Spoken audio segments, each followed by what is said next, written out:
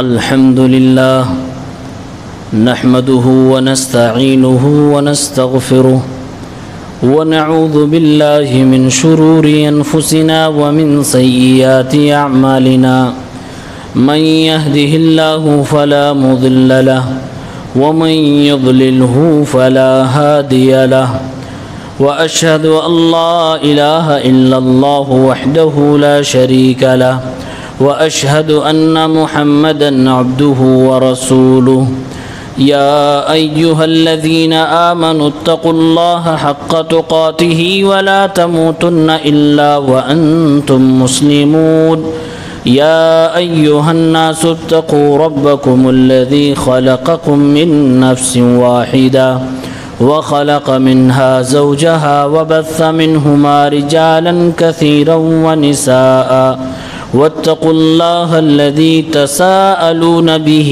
والأرحام إن الله كان عليكم رقيبا يا أيها الذين آمنوا اتقوا الله وقولوا قولا سديدا يصلح لكم أعمالكم ويغفر لكم ذنوبكم ومن يطع الله ورسوله فقد فاز فوزا عظيما أما بعد فإن خير الحديث كتاب الله وخير الهدي هدي محمد صلى الله عليه وسلم وشر الأمور محدثاتها وكل محدثة بدعة وكل بدعة ضلالة وكل ضلالة في النار أعوذ بالله من الشيطان الرجيم بسم الله الرحمن الرحيم وآخرين منهم لما يلحقوا بهم وهو العزيز الحكيم۔ حاضرین جمعہ، اسلامی بھائیوں، عزیز ساتھیوں،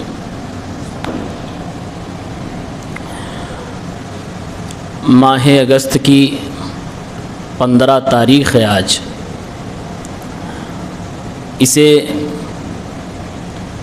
ہمارے اس پیارے ملک میں یوم آزادی کے نام سے یاد کیا جاتا ہے۔ آزادی ہر انسان کی فطری ضرورت ہے۔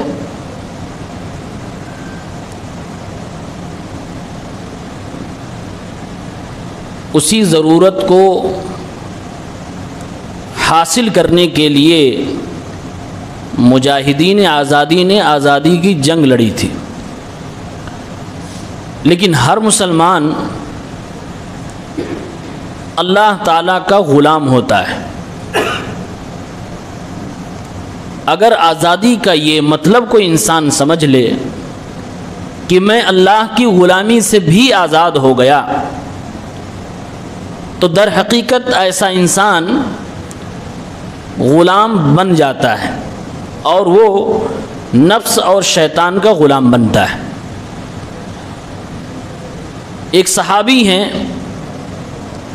جن کی زندگی کو پڑھنے سے پتہ چلتا ہے کہ انہوں نے اللہ کی غلامی کو حاصل کرنے کے لیے بڑی محنتیں کی، بڑے جتن کیے، بڑے سفر کیے، بڑی مصیبتیں مشکلیں اٹھائیں، یہاں تک کہ وہ کسی کے یہاں غلام بھی بن گئے، ان کے ساتھ دھوکہ ہوا، ان کو بیچ دیا گیا، ان کا مال لوٹ لیا گیا۔ وہ خود اپنا قصہ بیان کرتے ہیں، اپنی زندگی کا سفر بیان کرتے ہیں، اسلام کیسے ان کو ملا وہ پوری جد و جہد بیان کرتے ہوئے کہتے ہیں، جسے امام احمد بن حنبل نے اپنی حدیث کی کتاب مسند احمد میں ذکر کیا ہے اور سیرت نگاروں نے بھی ذکر کیا ہے۔ صحابی کے ایک دوست ہیں عبداللہ ابن عباس رضی اللہ تعالی عنہما، اپنے دوست تھے، وہ اپنی زندگی کا، اپنے اسٹرگل کے دور کا واقعہ بیان کر رہے ہیں۔ کہتے ہیں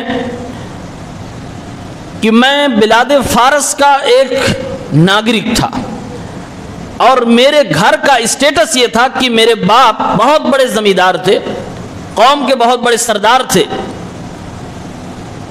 میرے باپ سب سے زیادہ مجھ سے محبت کرتے تھے، اور محبت اتنی زیادہ کرتے تھے کہ باوجود یہ کہ میں اپنے باپ کا بیٹا تھا، مجھے لڑکیوں کی طرح گھر کے اندر قید کر کے رکھتے تھے. جیسے ایک دوشیزہ ایک بیٹی کو بحفاظت رکھنے کے لیے انسان اپنے گھر میں رکھتا ہے، گھر کی چار دیواری سے باہر جانے کی اجازت نہیں دیتا اس کی سیکورٹی اور حفاظت کے لیے، ایسے میرے باپ میرے ساتھ کیا کرتے تھے. لیکن ایک دن میرے باپ کو کسی کام کی ضرورت پڑ گئی، وہ کسی اور کام میں بزی تھے، انہوں نے مجھے بھیج دیا اور بھیجنے سے پہلے مجھے نصیحت کی بیٹا جاؤ یہ کام کر کے آؤ، لے کے آؤ، لیکن یاد رکھنا مجھ سے دور مت ہونا، میں تمہاری جدائی برداشت نہیں کر پاؤں گا، تم جانتے ہو میری نگاہ میں تم کتنے محترم ہو، کتنا میں تمہیں چاہتا ہوں. کہا میں اپنے گھر سے نکلا، باپ کا کام میں بھول گیا. کیوں بھولا؟ راستے میں ایک کنیسہ تھا، کنیسہ عیسائیوں کے چرچ کو کہتے ہیں. یہ اس دور کی بات ہے جب اسلام کے بارے میں یہ کچھ جانتے بھی نہ تھے، جس جگہ پہ رہتے تھے وہاں اسلام تھا ہی نہیں، وہاں کا اسلام وہی کنیسہ اور چرچ والا تھا. کہا میں نے دیکھا ایک چرچ ہے، ایک کنیسہ ہے، اور وہاں پر کچھ لوگ اللہ کی عبادت کر رہے ہیں، کچھ پڑھ رہے ہیں. میں کھڑے ہو کر دیکھنے لگا، دیکھتے دیکھتے سورج ڈوب گیا، باپ کا کام بھول گیا. جب سورج ڈھل گیا میں واپس اپنے گھر آیا، خالی ہاتھ پہنچا. میرے والد نے جب پوچھا تو میں نے بتایا ابا جان راستے میں ایک کنیسہ کے پاس رک گیا، میں نے وہاں رک کر دیکھنا چاہا کہ کیا ہو رہا ہے، مجھے بڑا اچھا لگا، بڑا پیارا لگا، مجھے تو ایسا لگتا ہے کہ ان کا دین ہمارے دین سے زیادہ اچھا ہے. یہ مجوسی تھے، مجوسی یعنی آگ کی پوجا کرنے والے. والد کہنے لگا نہیں بیٹا تمہیں غلط فہمی ہو گئی، تمہارا ہی دین سب سے زیادہ اچھا ہے. لیکن بیٹے کے دل میں فطرت کی آواز لگ چکی تھی، اس کو وہ اللہ کی عبادت پسند آ چکی تھی. اب باپ کو جب خطرہ محسوس ہوا تو باپ نے اب ایک گھر کے اندر اس کو قید کر دیا، اور قید کرنے کے ساتھ ساتھ پیر میں زنجیر بھی ڈال دی، اب یہ کہیں بھاگنے نہ پائے. کیونکہ دین کی محبت اور حق کی تلاش یہ ایک ایسی بھوک ہے، یہ ایک ایسی ضرورت ہے کہ جس انسان کو اللہ ہدایت دینا چاہتا ہے اسے زنجیر بھی روک نہیں پاتی ہے، وہ ہدایت کی طرف کھینچتا ہوا چلا آتا ہے. یہی حالت ان کی تھی. باپ نے پیر میں زنجیر لگا دی، گھر کے اندر قید کر دیا. اب انہوں نے چٹھی لکھی، اپنے کسی آدمی کے ذریعے سے پیغام پہنچایا اپنے شہر کے نصارہ لوگوں سے، عیسائیوں کے پاس، کہ دیکھو اگر تمہارے پاس کوئی عیسائیوں کا وفد آتا ہے، کچھ لوگ آتے ہیں تو مجھے بتانا، میں ان کے ساتھ ان کے شہر جانا چاہتا ہوں. معلوم چلا کہ شام کی طرف سے ایک وفد آیا ہے جو سب کے سب عیسائی ہیں، تجارت کی غرض سے ان کے شہر میں فارس کے اندر موجود ہیں. پیغام بھجوایا کہ جب تم لوگ اپنے شہر واپس جانے لگنا تو مجھے بھی ساتھ میں لے کر چلنا، میں بھی جانے کا متلاشی ہوں. ان لوگوں کا کاروبار جب ختم ہو گئے واپس جانے لگے، ان کو خبر دی، یہ اپنے گھر کی زنجیروں کو، دیواروں کو کود پھاند کر، اس کو توڑ تاڑ کر واپس ان لوگوں کے ساتھ چلے گئے. اپنا شہر، اپنا ملک، اپنے باپ کی جائیداد، اپنے باپ کی جاگیر اور اپنے باپ کا پیار و شفقت سب کچھ چھوڑ دیا. بلاد فارس سے شام پہنچ گئے، فلسطین چلے گئے. ایک شہر چھوڑا، ایک ملک چھوڑا. اب وہاں پہنچے تو انہی لوگوں سے پوچھا کہ میں جس دین کو تلاشتے ہوئے محبت میں آیا ہوں، میں ہر کسی سے دین نہیں سیکھنا چاہتا، مجھے اس دین کے جو جانکار ہیں، بڑے لوگ ہیں، سمجھدار ہیں، اس کے عالم ہیں، ان کا پتہ بتاؤ. ان لوگوں نے کہا یہاں پر ایک کنیسہ ہے، وہاں ایک بہت بڑا پادری ہے، اس کے پاس جاؤ، وہ دین جانتا ہے اور اسی کے اندر رہتا بھی ہے. یہ اس کے پاس چلے گئے اور کہا کہ میں آیا ہوں دین نصرانیت کو سیکھنے کے لیے، میں پہلے مجوسی آگ کا پجاری ہوا کرتا تھا، میں فارس کے ایک بہت بڑے زمیندار کا بیٹا ہوں، مجھے اپنے پاس رکھ لو، میں دین سیکھنا چاہتا ہوں. اس نے اپنے پاس رکھ لیا. وہ آدمی اندر سے کرپٹ تھا، باہر سے لوگوں کا پادری تھا. کرپٹ یہ تھا کہ جو مال، زکوٰۃ، صدقات اکٹھے کرتے تھے لوگ، یہ اندر سے اپنی جائیداد بنا لیتا تھا، اس کو کھا جاتا تھا. اور یہ ان کو پتا چل گیا. اس کے وفات کے بعد انہوں نے لوگوں کے سامنے ریویل کر دیا کہ جس کو آپ بہت بڑا پادری سمجھتے تھے وہ اندر سے اس طرح سے تھا. لوگوں نے اس کو دفن کرنے سے منع کر دیا، سولی پہ چڑھا کر اس کو پتھر بھی مارے گئے. اب جب اس کی وفات ہو گئی دوسرا پادری وہاں پر آ گیا، وہ اچھا آدمی تھا، اس کی جب وفات ہونے لگی تو انہوں نے کہا کہ جناب علی آپ مجھے کچھ وصیت کیجئے، میں کہاں جاؤں، آپ کے پاس سے میں کہاں چلا جاؤں کہ آپ جیسا انسان ہمیں مل جائے۔ اس نے وصیت کی کہ میرے بیٹے اگر تم میری طرح انسان تلاش کر رہے ہو، دین نصرانیت کی سچائی کو جاننا چاہتے ہو، تو یہاں سے تم سفر کرو، موصل چلے جاؤ، یعنی کہ بلاد شام سے واپس تم عراق چلے جاؤ، وہاں پر ایک پادری ہے اس کے پاس رہنا۔ وہ وہاں سے سفر کرتے وہاں پہنچ گئے، اس کے پاس بھی ایک لمبی مدت گزاری، دین سیکھا، اور اس کے بعد جب وہ آدمی بھی مرنے لگا اس سے بھی یہی سوال کیا، اس نے بھی کہا کہ بیٹا اگر تم دین سیکھنا چاہتے ہو، سچا علم لینا چاہتے ہو، تو یہاں سے تم نصیبین چلے جاؤ۔ ایک دوسرے شہر بھیج دیا، وہاں بھی ایک لمبی مدت گزاری، وہ بھی پادری جب جانے لگا اس سے بھی وہی سوال کیا، اس نے کہا بیٹا یہاں سے تم روم چلے جاؤ، وہاں پر ایک شہر عموریہ نام کا، اس شہر میں ایک بہت بڑا پادری رہتا، اس کے پاس جا کر دین سیکھنا، عبادت کرنا۔ کتنے شہر بدلے، کتنا ملک بدلا، اپنا ملک بلاد فارس، اس کے بعد شام، اس کے بعد موصل، اس کے بعد نصیبین، اس کے بعد اب عموریہ یعنی روم کے اندر پہنچ گئے۔ ایک لمبی مدت گزاری، دین سیکھا، اب وہ پادری بھی دنیا سے جانے والا تھا۔ ایک لمبی عمر اللہ تعالیٰ نے ان کو عطا فرمائی کہ پادری لوگ ملتے گئے، دین سیکھتے گئے، استاذ کا انتقال ہوتا رہا، یہ اپنے سفر پہ لگے رہے، دین سیکھتے رہے۔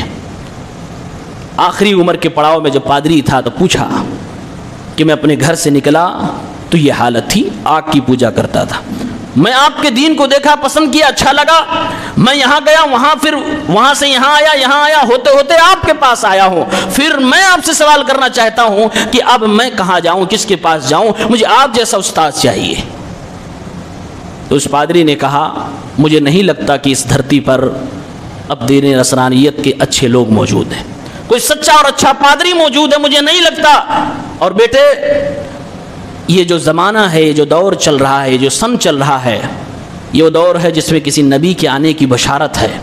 ہماری دھارمک کتابوں میں، انجیل میں، تورات میں بتایا گیا ہے کہ ایک نبی آنے والا ہے، تو جاؤ تم اسی نبی کو تلاش کرو، نشانیاں بتا دو، کہا وہ نبی آئے گا، عرب کے اندر آئے گا، وہ حرم کی پیدائش میں ہوگا اور ہجرت کر کے کھجوروں والے شہر میں جائے گا، اس نبی کے کندھے کے اوپر نبوت کے نشان ہوں گے۔ یہ نشانی بتلا دی اور اپنے شاگرد کو آزاد کر دیا۔ اس پادری کا انتقال ہو گیا۔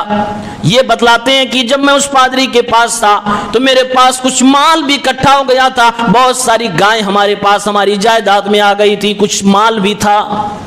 اب میں عرب کی سرزمین کی طرف جانے کا خواہش مند ہو گیا۔ میں نے لوگوں سے معلومات کیے کہ عرب کے لوگ تجارت کرنے اس شہر میں آتے ہیں، ہاں معلوم ہوا۔ اس کے بعد میں نے ان سے رابطہ کیا اور ہم نے کہا کہ مجھے لے چلو عرب کی سرزمین، بدلے میں میں اپنی یہ ساری گائے بھی دے دوں گا اور اپنی ساری دولت بھی تمہیں دے دوں گا، بس مجھے عرب پہنچا دو۔ کہا مجھے کچھ معلوم نہیں تھا، ان لوگوں کے حوالے میں نے خود کو کر دیا اور اپنی جائیداد کر دی اور وعدہ لے لیا۔ وہ بولے ٹھیک ہے میں تمہیں پہنچا دوں گا۔ وہ لوگ مجھے بلاد روم سے لے کر چلے، میری جائیداد بھی ان کے حوالے، میں بھی خود ان کے حوالہ، مجھے راستہ معلوم نہیں۔ وادی قرا لے کر پہنچے، مدینہ اور شام کے درمیان کی ایک جگہ ہے، ایک شہر ہے، وہاں پر ایک بازار میں لے جا کر ان لوگوں نے مجھے ہی بیچ ڈالا اور میری ساری جائیداد کا قبضہ کر لیا، جو کچھ میرے پاس تھا لے لیا اور الٹے مجھے بیچ دیا، یعنی کہ میرے جسم کا بھی سودا کر کے میں ایک آزاد انسان تھا، ایک زمیندار کا بیٹا تھا، مجھے غلام بنا دیا۔ اور وہاں کے ایک یہودی نے مجھے خرید لیا۔ کہا جہاں پر میں رہنے لگا مجھے وہاں کھجور کے پیڑ دکھتے تھے، تو مجھے ایسا لگا کہ شاید یہ وہی جگہ ہے جس کی تلاش میں نکلا تھا۔ لیکن کچھ ہی دن گزرے تھے، میرے مالک کا چچا زاد بھائی آتا ہے اور اپنے رشتہ دار سے ملاقات کرتا ہے اور کہتا ہے کہ یہ غلام بڑا اچھا ہے، مجھے دے دو۔ چنانچہ اس نے مجھے خرید لیا اور وہاں سے لے کر وہ مدینہ چلا آیا۔ مدینہ میں جب پہنچا تو میں نے کھجوروں کے باغات دیکھے، میرے دل کو اطمینان ہو گیا، شاید یہ وہی جگہ ہے جہاں پر میں آنا چاہتا تھا۔ اللہ تعالیٰ حق کی تلاش کرنے والے کو ہدایت کیسے دیتا ہے آپ دیکھیے، کلومیٹر گن نہیں سکتے کتنا یہ سفر کر رہے ہیں، کہاں سے چلے اور کہاں سے ہوتے ہوئے مدینہ پہنچ گئے۔ بولے میں مدینہ آ گیا، مدینے میں کبھی نہیں سنتا تھا کہ کسی نبی کے بارے میں کوئی بات چیت ہو رہی ہے. کیوں؟ میں آزاد انسان نہیں تھا. میں بنو قریظہ کے یہاں ایک یہودی کا غلام تھا, اور غلامی یہ تھی کہ مجھے دن بھر کھجور کے باغ میں رکھا جاتا, کھیتی کروائی جاتی, کام کروایا جاتا. میں انسانوں کی محفل میں رہتا نہیں تھا, اور میں کبھی سنا ہی نہیں کہ لوگ بات چیت کر رہے ہیں. کھجوروں کے باغات میں کام کرتا تھا. فرماتے ہیں ایک دن میں کھجور کے پیڑ پر چڑھ کے کام کر رہا تھا. نیچے میرا مالک اپنے کسی جاننے والے سے بات کر رہا تھا. کوئی آیا اور آ کر میرے مالک کو کہتا ہے ہلاک و برباد ہو جائیں فلاں قبیلے کے لوگ. وہ لوگ تو اکٹھا ہو کر ایک ایسے آدمی کا انتظار کر رہے ہیں جو مکہ سے چل کر یہاں پر آنے والا ہے. یہ لوگ مانتے ہیں وَيَزْعُمُونَ أَنَّهُ نبی, یہ سمجھتے ہیں کہ وہ نبی ہے. اس نبی کے استقبال میں لوگ قباء میں کھڑے ہو کر اس کا انتظار کر رہے ہیں. کہ میں پیڑ کی شاخوں پہ بیٹھا تھا. کھجور کا پیڑ ویسے ہی عجیب و غریب قسم کا. کھجور کے پیڑ پہ بیٹھا تھا. میں کھجور کے پیڑ پہ کچھ اپنی غلامی کے لیے کام کر رہا تھا, اپنے مالک کے لیے کام کر رہا تھا. میرے کانوں میں آواز زمین سے پہنچ رہی ہے. ایسا مجھے لگا کہ میرے بدن میں ایک بجلی سی دوڑ گئی, اور مجھے ایسا لگتا تھا کہ میں کھجور کے پیڑ سے اپنے مالک کے اوپر گر جاؤں گا. جلدی جلدی میں اترا نیچے اور اپنے مالک کے پاس آ کر کہا ما ھذا الخبر, ما ھذا الخبر, یہ کیا بات آپ لوگ کر رہے تھے, یہ کیا پوچھ رہے تھے, یہ کون سی نبی کی بات ہو رہی ہے, کیا بات ہو رہی ہے. اسی کی تلاش میں نکلے تھے. ذرا سی بھنک کیا ملی کہ تڑپ کے پوچھنے لگے. مالک زوردار تماشا مارتا ہے. یہ صحابی بیان کرتے ہیں کہ میرے مالک نے مجھے بہت زوردار تماشا مارا, اور اس نے کہا کہ تجھے اس خبر سے کیا لینا دینا ہے, چل جا کے اپنا کام کر. میں نے کہا کہ میں تو بس اس خبر کی پشٹی کرنا چاہتا تھا, کوئی بات نہیں. میں واپس اپنے کام پہ لگ گیا, لیکن میرے دل میں ایک امنگ جاگ گئی, ایک روشنی آ گئی کہ شاید میں صحیح جگہ پہ پہنچا ہوں. یہ کھجوروں والا شہر ہے, اور اسی شہر میں ایک نبی مکہ سے آ رہا ہے جس کے استقبال کے لوگ قباء نامی جگہ پر کھڑے ہیں. کام سے فارغ ہوا, جو کچھ میرے پاس کھانے پینے کی چیزیں تھیں, کھجوریں تھیں, ایک پوٹلی میں باندھا. اور قباء بہت دور نہیں تھا. رات کا اندھیرا ہوا, شام ہوئی, مالک اپنے کام میں بزی, میں وہاں سے نکل پڑا. قباء, مسجد قباء جہاں آج بنی ہوئی ہے, میں اپنے گھر سے وہ کھجوروں کا کچھ سامان لے کر اللہ کے نبی صلی اللہ علیہ وسلم کی تلاش میں, اسی نبی کو دیکھنے کے لیے اور وہ صفات جو مجھے بتائی گئی تھی ان کو تلاش کرنے کے لیے نکل گیا.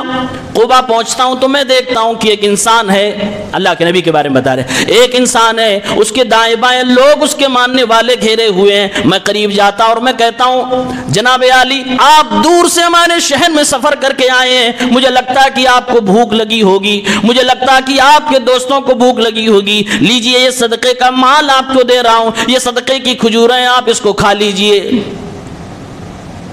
یہ فرماتے ہیں کہ میں چیک کر رہا تھا کہ یہ صدقے کا مال کھاتا کہ نہیں, کیونکہ میرے استاذ نے بتایا تھا وہ ایسا نبی ہوگا جو صدقے کا مال نہیں کھائے گا, ہاں تحفہ اور ہدیے کا مال کھا لے گا.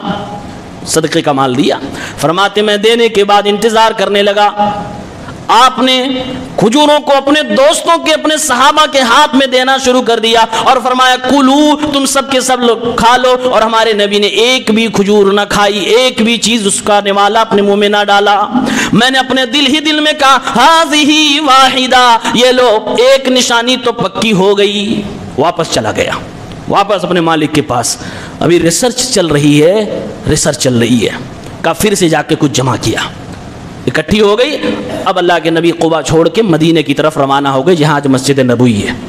وہاں پہنچ گئے اللہ کے نبی صلی اللہ علیہ وسلم. میں پہنچا پھر کھجور لے کے, یہ لیجئے کل میں آپ کے پاس کھجور لے کر آیا تھا, وہ صدقے کا تھا, یہ تحفے کا, یہ ہدیے کا ہے, یہ ہدیے کے تحفے کے کھجوروں کو میں آپ کے لیے پیش کرتا ہوں, آپ کھا لیجئے. اللہ کے نبی صلی اللہ علیہ وسلم نے اٹھایا اور خود کھایا اور اپنے ساتھیوں کو بھی کھلایا. کہتے ہیں میں نے اپنے دل میں کہا ہاتان اثنتان, یہ دوسری ہو گئی. فرماتے ہیں اب تیسری نشانی کی کندھے کے اوپر مہر نبوت ہے. یہ دیکھنے کی باری تھی. اللہ کے نبی صلی اللہ علیہ وسلم ایک جنازے بقیع الغرقد جو مسجد نبی کے بغل میں قبرستان ہے, کہا وہیں سے اللہ کے نبی فارغ ہوئے تھے, اپنے ساتھیوں کے ساتھ بیٹھے ہوئے تھے, میں سامنے سے آیا اور میں نے کہا السلام علیکم ورحمۃ اللہ وبرکاتہ. سلام کر کے میں اللہ کے نبی کے سامنے جا کر بیٹھنے کی کوشش کیا, لیکن میں نے بیٹھنا گوارا نہ کیا کیونکہ مجھے مہر نبوت دیکھنی تھی, وہ پیچھے کی طرف تھی. میں گھوم کے پیچھے کی طرف سے آ کر بیٹھ گیا. نبی پاک سمجھئے یہ کچھ تلاش رہا ہے, یہ شاید ریسرچ کر رہا ہے. اللہ کے نبی کے کندھے پہ چادر ہوا کرتی تھی, آپ صلی اللہ علیہ وسلم نے چادر کو زمین پہ گرا دیا. آپ نے اپنے کندھے سے چادر زمین پہ گرائی اور پیچھے سے میں نے آسانی سے بڑے آرام سے نبی پاک کی مہر نبوت کو دیکھ لیا. میرے استاذ نے 3 نشانیاں بتائی تھیں. ایک نشانی یہ تھی کہ وہ صدقے کا مال نہیں کھائے گا, وہ بھی میں جانچ کر چکا تھا. دوسری نشانی تھی ہدیے کا مال کھا لے گا, وہ بھی میں چیک کر چکا تھا. مہر نبوت جو ان کے جسم مبارک پہ ہوگا یہ مجھے نظر آ رہا تھا. صحابی کہتے ہیں میں اپنے آپ پر کنٹرول نہ کر سکا, میں نبی پاک کے اوپر پیچھے سے کود پڑا. اللہ کے نبی صلی اللہ علیہ وسلم کو پکڑ کے گلے سے لگا لیا پیچھے کی جانب سے, اور اللہ کے نبی صلی اللہ علیہ وسلم کو بوسہ دینے لگا. میرے نبی فرمانے لگے تحول یا سلمان, تحول یا سلمان, سلمان پیچھے سے نہیں سامنے سے آ جاؤ, سلمان رخ بدل دو, پیچھے سے نہیں آگے آ جاؤ. میں نبی پاک صلی اللہ علیہ وسلم کے سامنے آ گیا, میری آنکھوں سے آنسو جاری تھے. میں اللہ کے نبی صلی اللہ علیہ وسلم کو اپنی داستان سنانا چاہتا تھا. میں نے سنائی کہ نبی پاک اتنے بڑے گھرانے سے میں تعلق رکھتا ہوں, میں یہاں مدینے کا نہیں ہوں, میں مکے کا بھی نہیں ہوں, میں آس پاس کا نہیں ہوں, میں فارس سے آیا ہوں, فارس سے میں نے سفر کیا ہے. پوری اپنی داستان بتائی. نبی پاک میں آگ کا پجاری تھا, وہاں سے میں عیسائیوں کے چرچ میں گیا, وہاں سے پادری بدلتے بدلتے, اساتذہ بدلتے بدلتے اے نبی پاک یہ کھجوروں والی بستی مدینے میں پہنچا, اور پھر آپ کا دیدار نصیب ہوا. اے اللہ کے نبی قبا میں جو میں پہنچا تھا وہ میں چیک کر رہا تھا. اے اللہ کے نبی جو ہدیے کا کھجور دیا تھا وہ میں چیک کر رہا تھا. آج مہر نبوت بھی دکھ گئی. پوری کہانی, پورا اپنا قصہ بیان کیا. اللہ کے نبی صلی اللہ علیہ وسلم کو قصہ پسند آئی. اللہ کے نبی چاہتے تھے کہ میرے صحابہ اس داستان کو سنیں, اس قصے کو سنیں, کیونکہ اس میں بڑی عبرتیں ہیں, بڑی نصیحتیں ہیں. ایک انسان دین اسلام کے لیے, ایک انسان ایک سچے نبی کی تلاش میں سچے دین کے لیے کس طرح سے اپنا گھر بار چھوڑ چھاڑ کے اور کس طریقے سے قربانیاں دیتے ہوئے خود لٹ گیا, دولتیں لٹ گئی, خود اس کا جسم بیچ دیا گیا, غلام بنا دیا گیا اور میرے پاس پہنچا ہے. اللہ کے نبی نے پوری کہانی کو سنا. پیارے پیغمبر نے فرمایا سلمان کیا حال ہے, کیسے ہو؟ اے اللہ کے نبی میں بنو قریظہ کے یہاں ایک یہودی کا غلام ہوں. پیارے پیغمبر نے فرمایا کاتب یا سلمان, سلمان غلامی سے چھوٹنے کے لیے اپنے آقا سے بات کرو, ہم تمہاری ہیلپ کریں گے, مدد کریں گے. سلمان فارسی رضی اللہ تعالیٰ عنہ جو اللہ کے نبی صلی اللہ علیہ وسلم کی محبت کو پا چکے تھے, اپنی تلاش مکمل کر چکے تھے, لیکن ابھی بھی گلے میں غلامی کا فندہ لٹکا ہوا تھا. اب اللہ کے نبی فرماتے ہیں سلمان غلامی سے نکلنے کے لیے اپنے مالک سے بات کرو. یہ گئے اپنے مالک سے بات کرتے ہوئے کہتے ہیں میں تمہاری غلامی سے آزاد ہونا چاہتا ہوں, کیا لینا چاہتے ہو؟ کیونکہ اس دور میں لوگ جب غلاموں کو رکھتے تھے تو بحیثیت مال رکھتے تھے, ان کی ایک پراپرٹی ہوتی تھی, اس سے مال ان کو چاہیے, اس کے علاوہ وہ کچھ نہیں چاہتے تھے. اپنے پاس رکھتے تھے تو کھلاتے پلاتے, لیکن ان سے بے تحاشا کام لیتے تھے, جانوروں کی طرح کام لیتے تھے. حضرت سلمان نے پیشکش کی کیا چاہتے ہو؟ اس نے کہا 300 کھجوروں کے پیڑ مجھے دے دو, 40 اوقیہ دے دو, کرنسی 40 اوقیہ دے دو, 300 کھجوروں کے پیڑ دے دو, تمہیں آزاد کر دوں گا. سلمان فارسی اللہ کے نبی صلی اللہ علیہ وسلم کے پاس آئے. اللہ کے نبی میں نے اپنے مالک سے بات کی, 300 کھجوروں کے پیڑ کا مطالبہ اس نے رکھا ہے اور 40 اوقیہ اس نے کرنسی کا مطالبہ کر لیا ہے. اللہ کے نبی میں کہاں سے لاؤں, میں غلام آدمی, میرے پاس کچھ نہیں. پیارے پیغمبر نے اپنے صحابہ کی طرف نگاہیں اٹھائیں, فرمایا اے میرے صحابہ کرام اپنے ساتھی کی مدد کرو, سلمان فارسی کی مدد کرو, اس کے گردن سے غلامی کے توق کو کاٹنے میں, آزاد کرنے میں اس کی مدد کرو. صحابہ کرام بولے سلمان بھائی چلو, کدھر چلنا ہے؟ صحابی کہتے ہیں کسی صحابی نے مجھے 3 کھجور کے پیڑ تحفے دیے, کسی نے 10 دیا, کسی نے 15 دیا, کسی نے 20 دیے, ایسے ایسے کر کے جس کی جتنی حیثیت تھی کھجوروں کا پیڑ مجھے تحفے دینے لگے. 300 کھجوروں کے پیڑ ہو گئے. اللہ کے نبی نے فرمایا سلمان یہ کھجوروں کے پیڑ تمہیں جو تحفے میں دیے جا رہے ہیں, جاؤ اپنے وعدے کے مطابق اس غلامی سے آزاد ہونے کے لیے اپنے مالک کو یہ 300 کھجوروں کا پیڑ دینے کے لیے زمین میں گڑھا کھودو جہاں کھجور کا پیڑ لگایا جاتا ہے. پیڑ لگانے کے لیے گڑھے کھودے جاتے ہیں. پودا لگانے کے لیے کھودا جاتا ہے، کہا جاؤ کھودو، اور جب گڑھے کھد جائیں پیڑ لگانے کی باری آئی، محمد کو بتانا محمد بھی تمہاری غلامی کو آزاد کرانے کے لیے محنت کرے گا، اپنے ہاتھوں سے میں پیڑ لگاؤں گا۔ یہ صحابی گئے اپنے ساتھیوں کے ساتھ، 300 پودے کھجور کے لگانے کے لیے گڑھے کھودے، اللہ کے نبی صلی اللہ علیہ وسلم کو خبر دی۔ صحابی کہتے ہیں میں نے اللہ کے نبی کو بتایا، اللہ کے نبی صلی اللہ علیہ وسلم خود چل کے آئے، ہم اللہ کے نبی کو کھجور کے پودے پکڑاتے جاتے، چھوٹے چھوٹے پودے پکڑاتے جاتے، اللہ کے نبی اپنے ہاتھوں سے کھجور کا پیڑ لگا رہے تھے۔ 300 کھجوروں کے پیڑ میرے نبی نے اپنے ہاتھوں سے حضرت سلمان فارسی کے لیے لگائے تاکہ میرا صحابی غلامی کی زنجیروں سے آزاد ہو جائے۔ بدر بھی ہو چکی تھی، احد بھی ہو چکی تھی، اللہ کے نبی اگر چاہتے تو جنگ کر کے بھی ان کو آزاد کروا سکتے تھے، لیکن اللہ کے نبی خون خرابہ نہیں چاہتے تھے۔ اللہ کے نبی صلی اللہ علیہ وسلم ان کو مال کے ذریعے سے آزاد کروا رہے ہیں، اور اللہ کے نبی نے 300 کھجوروں کے پیڑ لگوا دیے۔ سلمان فارسی خوش ہو گئے، اب تو میں آزاد ہو جاؤں گا، چہرے پہ مایوسی، اے اللہ کے نبی صلی اللہ علیہ وسلم کھجور کے پیڑ تو لگ گئے، یہ کرنسی، یہ جو پیسے بھی اس نے مطالبے کیے وہ کہاں سے دوں گا؟ اللہ کے نبی صلی اللہ علیہ وسلم انتظام کرنے میں لگ گئے۔ اتنے میں کوئی آدمی جو زمینوں کے اندر کھدائی کرتا تھا، اس کو سونے کا کوئی ڈلا مل گیا، صحابی کہتے ہیں جیسے مرغی کا انڈا ہوتا اتنے بڑا سونے کا ٹکڑا اس کو مل گیا، وہ نبی پاک کی خدمت میں لا کر پہنچ گیا، اے اللہ کے نبی یہ آپ کے لیے ہے۔ اللہ کے نبی صلی اللہ علیہ وسلم کو جیسے ہی سونے کا وہ ٹکڑا ملتا ہے، اللہ کے نبی نے فرمایا این سلمان المسلم الفارسی المکاتب، اے میرے صحابہ وہ میرا صحابی سلمان فارسی کہاں گیا جو غلامی کی زنجیروں کو توڑنے کے لیے آج جد و جہد کر رہا، محنتیں کر رہا ہے، اپنے آپ کو آزاد کرانے کے لیے کوششیں کر رہا ہے۔ بلایا گیا سلمان فارسی کو، اللہ کے نبی نے وہی سونا جو آپ کو دیا گیا تھا اٹھا کر سلمان فارسی کو دے دیا۔ فرمایا سلمان فارسی لے جاؤ، اپنی غلامی کی زنجیر کو توڑ دو، آج تم آزاد ہو جاؤ، ادا کر دو جو تمہیں ادا کرنا ہے۔ سلمان فارسی ابھی ہچکچا رہے ہیں کیونکہ من میں سوال ہے کہیں یہ ادھار تو نہیں، میں دوں گا کہاں سے، یہ میں ادا کہاں سے کروں گا؟ اے اللہ کے نبی صلی اللہ علیہ وسلم یہ میں ادا کیسے کروں گا، آپ کو واپس کیسے کروں گا؟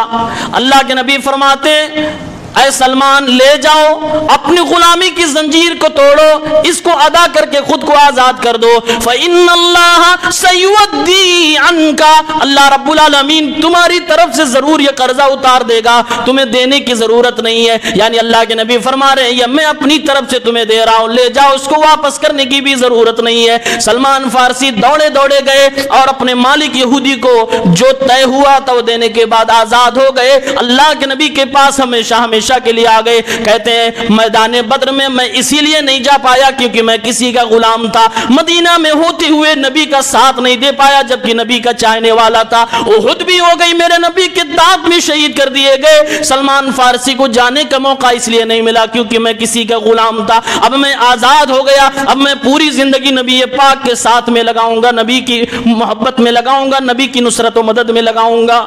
یہ صحابی آزاد اب نبی کے پاس رہنے لگے، نبی کریم کے ساتھ میں رہنے لگے۔ کہاں سے چل کے آئے، کیسے آئے، اور پھر پوری طرح سے آزاد ہوئے اور اللہ کے نبی کے ساتھ رہے۔ نبی کے پاس آنے کے بعد سال 2 سال گزرے تھے، مسلمانوں پر ایک بہت بڑی آزمائش آئی، پورا مدینہ 10,000 دشمنوں نے گھیرا کہ اب مدینے کی اینٹ سے اینٹ بجانی ہے، اس کو پوری طریقے سے تہس نہس کرنا ہے۔ سارے صحابہ پریشان تھے، عرب والوں کو سمجھ میں نہیں آ رہا تھا اس جنگ کو لڑنا کیسے ہے کہ تمہارے گھر پر کوئی حملہ کرنے آ رہا، تمہارے گھر کو گھیر کے رکھا ہے، کتنے دن تک اپنے اناج کھاؤ گے، کب تک تم قلعہ بند رہو گے؟ یہی سلمان فارسی رضی اللہ تعالیٰ عنہ تھے، کہنے لگے یا رسول اللہ میرے پاس ایک مشورہ ہے، ہم جہاں سے آتے ہیں وہاں پر جنگ لڑنے کا ایک طریقہ یہ بھی ہے کہ جب کوئی ہمارے گھروں پہ حملہ کرتا ہے، ہمارے محلوں پہ، بلڈنگوں پہ، شہروں پہ حملہ کرتا ہے، ہم اپنے ڈیفنس میں وہاں خندقیں کھود لیا کرتے ہیں، تو میرا مشورہ ہے اگر آپ کو پسند آئے تو مدینے کے ارد گرد خندق کھود دیجئے، انہی کے مشورے کو نبی نے قبول فرمایا اور مدینے کے ارد گرد جس طرف سے دشمنوں کے آنے کا چانس تھا پوری خندق کھودی گئی، نبی پاک نے خود کدال چلائے، صحابہ نے کدال چلائے۔ سلمان فارسی کا یہ مشورہ اتنا کامیاب ہوا کہ یہ جنگ جیت لی گئی، اور اسی کے بعد مسلمانوں کی ٹرننگ پوائنٹ آئی۔ نبی نے فرمایا اب ان دشمنوں کی ہمت نہیں ہوگی کہ ہم پر حملہ کریں، ان کی کمر ٹوٹ گئی۔ یہ سلمان فارسی تھے۔ صحیح بخاری کی حدیث ہے، قرآن کریم سورہ جمعہ کی آیت نمبر 2 جب نازل ہوئی 3 وَآخَرِينَ مِنْهُمْ لَمَّا يَلْحَقُوا بِهِمْ وَهُوَ الْعَزِيزُ الْحَكِيمُ، جس کا بیان یہ ہے کہ اللہ کے نبی صلی اللہ علیہ وسلم رسول بن کر آئے ان لوگوں کے لیے جو پڑھے لکھے نہیں تھے، انہی کے درمیان آئے، اور ان لوگوں کے لیے بھی جو بعد میں آئیں گے اور ان پر ایمان لائیں گے، ابھی ایمان نہیں لائیں۔ یہ قرآن کی آیت نازل ہوئی، ایک صحابی نے اللہ کے نبی سے پوچھا ہے اللہ کے نبی یہ بعد میں آنے والے کون لوگ ہیں، کس سے مراد کون لوگ؟ اللہ کے نبی نے جواب نہ دیا، دوبارہ انہوں نے سوال کیا، تیسری بار بھی سوال کیا۔ اللہ کے نبی صلی اللہ علیہ وسلم اپنی مجلس میں دیکھتے ہیں بغل میں سلمان فارسی بیٹھے ہوئے تھے، پیارے پیغمبر نے ان کے اوپر ہاتھ رکھا اور فرمایا میرے صحابہ کرام اگر یہ ایمان نامی شے اور چیز سریا پہ بھی ہوتی تو سلمان جیسے لوگ اس ایمان کو حاصل کرنے کے لیے سریا پہ بھی چڑھ جاتے۔ یہ ایک ستارے کا نام ہے، ایک پلینٹ کا نام ہے۔ کہا اگر ایمان وہاں پر ہوتا تو سلمان فارسی ایمان کی تلاش میں پلینٹ بدل دیتا، لیکن ایمان تک پہنچنے کی پوری کوشش کرتا۔ اس کی زندگی دیکھو، بلاد فارس کو پار کرتا ہوا شام، فلسطین، عراق، کیا کیا نہیں اس نے کیے ہیں، اپنی زندگی بھی داؤ پہ لگائی ہے اور ایمان تک پہنچا، محمد رسول اللہ کے قدموں میں آ کے پہنچا ہے۔ نبی نے فرمایا یہ اس کے بارے میں بات ہو رہی ہے، اس جیسے لوگوں کے بارے میں بات ہو رہی ہے۔ اگر سریا پہ بھی ایمان ہوتا، آسمانوں پہ بھی ایمان ہوتا تو سلمان وہاں تک پہنچ جاتا۔ یہ سلمان فارسی ہے۔ ان کے اس پورے واقعے اور قصے سے ایک بہت بڑی عبرت کی بات پتہ چلی۔ اگر سلمان فارسی واقعی عقلی طور سے غلام ہوتے، ذہنی طور سے غلام ہوتے تو اپنا گھر ہی نہ چھوڑتے، ذہنی طور سے غلام ہوتے تو گھر نہ چھوڑتے۔ باپ کے پاس کیا کچھ نہیں تھا، باپ کا پیار بھی تھا، باپ کی دولت بھی تھی۔ بعض دفعہ ہوتا ہے باپ کی دولت ملتی ہے، پیار نہیں ملتا، اور پیار ملتا تو دولت نہیں ملتی ہے۔ دونوں یہاں ان کو میسر تھا، لیکن یہ عقل کے غلام نہیں تھے، یہ ذہنی طور سے غلام نہیں تھے، ان کو تلاش تھی حق کی، اس لیے گھر بھی چھوڑا ہے، تلاشتے تلاشتے نبی تک پہنچے۔ اللہ تعالیٰ نے ان کی رہنمائی فرمائی ہے۔ یہ ذہنی غلامی جس کو شریفانہ الفاظ میں تقلید کہتا ہے، یہ ذہنی غلامی ہے کہ نہیں باپ دادا کا دین ہے تو بس وہی ہے چاہے کچرا ہی ہو۔ قرآن کریم سورہ بقرہ کی آیت نمبر 170 میں اللہ تعالیٰ نے فرمایا جب ان سے کہا جاتا ہے وَإِذَا قِيلَ لَهُمُ اتَّبِعُوا مَا أَنزَلَ اللَّهُ، جو اللہ نے اتارا اس کو مانو، اس کو فالو کرو، یہ دین ہے۔ کہتے ہیں بل نتبع ما الفینا علیہ آباءنا، ہم تمہاری بات کیوں مانیں، اتاری ہوئی چیز کی بات کیوں مانیں، ہم اس کو مانیں گے جس کو ہمارے باپ دادا کرتے تھے۔ ہم نے اپنے باپ دادا کو یہ کرتے ہوئے پایا تو ہم یہی کریں گے۔ باپ دادا قرآن خوانی کرتے تھے، ہم کریں گے۔ باپ دادا فاتحہ کرتے تھے، ہم کریں گے۔ باپ دادا چالیسی کرتے تھے، ہم کریں گے۔ باپ دادا مرنے کے بعد بریانیاں کھلاتے تھے، ہم کھلائیں گے۔ باپ دادا شرک کرتے تھے، ہم کریں گے۔ باپ دادا مزاروں پہ جاتے تھے، ہم جائیں گے۔ دنیا جہان کی خرافات کریں گے، تم سے کیا لینا دینا۔ اللہ نے فرمایا یہ مسلمانوں کا جواب نہیں ہے کہ باپ دادا ایسے کرتے تھے اس لیے کریں گے، یہ کافروں کا جواب ہے، مشرکین کا جواب ہے جو ہمارے نبی کے سامنے آ کر کھڑے ہو گئے تھے۔ ما الفینا علیہ آباءنا، اللہ نے کہا اولو کان آباؤہم لا یعقلون شیئا ولا یہتدون، ان لوگوں کو کوئی سمجھائے تو صحیح، کیا گارنٹی ہے کہ ان کے باپ دادا ہدایت یافتہ تھے یا عقل والے تھے؟ ہو سکتا ہے ان کو گمراہ کیا گیا ہو، یا ہو سکتا ہے یہ خود نہ سمجھ رہے ہوں۔ اگر سمجھدار ہوں بھی تو گمراہ کرنے والا گمراہ کر کے سمجھداروں کو بھی گمراہ کر دیتا ہے۔ تو باپ دادا کو بطور دلیل پیش کرنا یہ مسلمانوں کا شیوا نہیں ہے۔ ایک چیز یہ بات معلوم ہوئی، سلمان فارسی اس سے پاک تھے کہ نہیں باپ نے تو کہا بھی نہیں بیٹا جہاں تم گئے تھے وہ خراب لوگ ہیں۔ آج بھی لوگ کہتے ہیں جہاں تم گئے تھے وہ خراب لوگ ہیں، ہمارا دین اچھا ہے۔ انہوں نے کہا نہیں، دین تو وہ اچھا ہے، ہم آگ کی پوجا کر رہے ہیں، وہ اپنے رب کی پوجا کر رہے ہیں، اپنے رب کے لیے نمازیں پڑھ رہے ہیں۔ تو یہ ذہنی غلامی کو ختم کرنا ہوگا۔ یہ 15 اگست کے دن قصت سلمان فارسی رضی اللہ تعالیٰ عنہ کے قصے سے یہ نصیحت حاصل کرنی چاہیے۔ یہ ذہنی غلامی ہے، تقلید، یہ دلدل ہے، اللہ تعالیٰ اس دلدل سے مسلمانوں کو نکالے۔ بہت ساری برائیوں سے نجات مل جائے گی اگر اس دلدل سے انسان نکل جائے۔ جانتا ہے اس دلدل کے باہر روشنی ہے، اس دلدل کے باہر زمین ہے، نکلیں گے پکڑ لیں گے، پا جائیں گے ہدایت کو، لیکن اسی دلدل سے نکل نہیں پاتا۔ دوسری نصیحت ہے اس قصے میں، سلمان فارسی رضی اللہ عنہ غلام تھے۔ آپ دیکھیے مسلمانوں کی پوری ٹیم، مسلمانوں کا لیڈر محمد الرسول اللہ صلی اللہ علیہ وسلم، صحابہ لگ گئے ایک غلام کو آزاد کرانے میں۔ یہ اسلام کا پیغام ہے کہ اسلام کبھی کسی انسان کو غلام نہیں دیکھنا چاہتا ہے۔ اسلام کہتا ہے غلامی کوئی اچھی چیز نہیں ہے، اس کو آزاد کیا جائے، اس کے گلے سے غلامی کی زنجیر کو توڑا جائے۔ میرے نبی نے ایک صحابی کے لیے یہی کیا تھا۔ اسی لیے ہمارے آبا و اجداد جب تھے انگریزوں کی غلامی سے ٹکرائے اور کہا نہیں ہم تمہاری غلامی برداشت نہیں کریں گے، اور ہمارے آبا و اجداد نے 250 سال تک مسلمانوں کو اس ملک کو آزاد کرانے کے لیے پوری طور سے جنگ لڑی ہے، پورا گھر برباد ہوا ہے۔ آزادی کی اہمیت تو مسلمان جانتا ہے، ہمارے نبی نے سکھایا ہے آزادی ہوتی کیا ہے، آزادی کے لیے لڑنا کیا ہوتا ہے۔ اسی لیے مسلمان کبھی بھی کسی کا غلام نہ بنا ہے، نہ بنے گا اور نہ بننا چاہے گا۔ وہ ہمیشہ آزادی چاہتا ہے، آزادی کے ساتھ رہنا چاہتا ہے، دوسروں کو آزادی فراہم کرنا چاہتا ہے۔ یہی ہمارے اسلام کا شیوا اور پیغام ہے۔ اللہ تعالی ہم سب کو صحیح سمجھ عطا فرمائے، رب العالمین ہم سب کو ہدایت، حق اور صحیح دین کی سمجھ عطا فرمائے۔ اللہ تعالی ہم سب کو توفیق دے کہ ہم اس روشنی، اس ہدایت اور صحیح دین تک پہنچ جائیں، اور سب سے بڑی چیز اللہ ہمیں توفیق دے کہ جاننے کے بعد قبول کر لیں۔ اللہ تعالی ہم سب کو راہ راست پر گامزن رکھے، اللہ ہم سب کو آزاد رکھے، ہر طرح کی ذہنی، جسمانی بیماریوں سے، غلامی سے اللہ تعالی ہم سب کو بچا کے رکھے۔ آمین یا رب العالمین۔